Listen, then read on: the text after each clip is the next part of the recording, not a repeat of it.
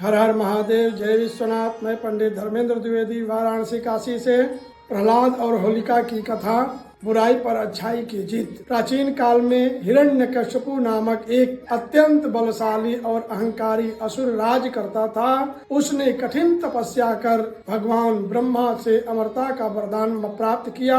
यह वरदान था कि वह न दिन में मरेगा, न रात में, न अंदर मरेगा, न बाहर, न किसी अस्त्र से मरेगा, न किसी शस्त्र से, न किसी मनुष्य से, न किसी पशु से, न पृथ्वी पर, न आकाश में। इस वरदान के कारण वह स्वयं को अमर समझने लगा और स्वयं को भगवान मानने लगा।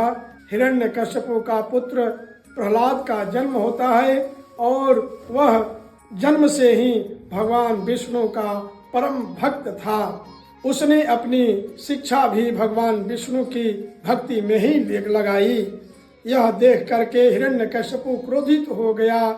उसने प्रहलाद को कई बार समझाया कि वह विष्णु की पूजा करना छोड़ दे और केवल उसे हिरण्यकश्यपु को ही भगवान माने, लेकिन प्रहलाद टस से मस्तक नहीं हुआ और भगवान विष्णु की भक्ति में वह लीन रहा। अपने पुत्र की यह भक्ति देख करके हिरण्यकश्यपु आग बबूला हो गया और उसने प्रहलाद को मारने की कई प्रयास किया, परंतु वह नहीं मार पाया।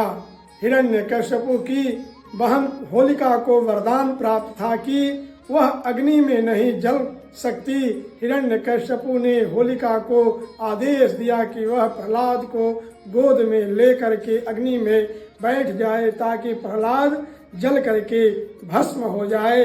होलिका एक विशाल चिता पर बैठ गई और उसने प्रहलाद को अपनी गोद में बैठा लिया, लेकिन प्रहलाद निर्भीक होकर के भगवान विष्णु का नाम का उच्चारण करने लगा।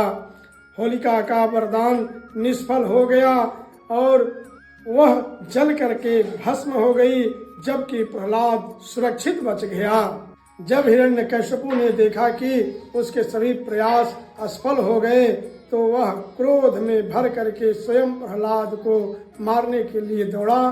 तभी भगवान विष्णु ने नृसिंह अवतार, आधे सिंह और आधे मानव का रूप धारण कर हिरण्यकश्यपु का वध कर दिया। भगवान नृसिंह ने शाम के समय, जो न दिन था न रात, एक द्वार की चौखट पर जो अंदर था न बाहर, अपने नाखूनों से जो अस्त्र थे न शस्त्र, अपनी गोद में रख करके जो न पृथ्वी पर था न आकाश में, हिरण्यकश्यपु का अंत कर दिया। इस घटना की याद में होलिका दहन मनाया जाता है, जो बुराई पर अच्छाई की जीत का प्रतीक है।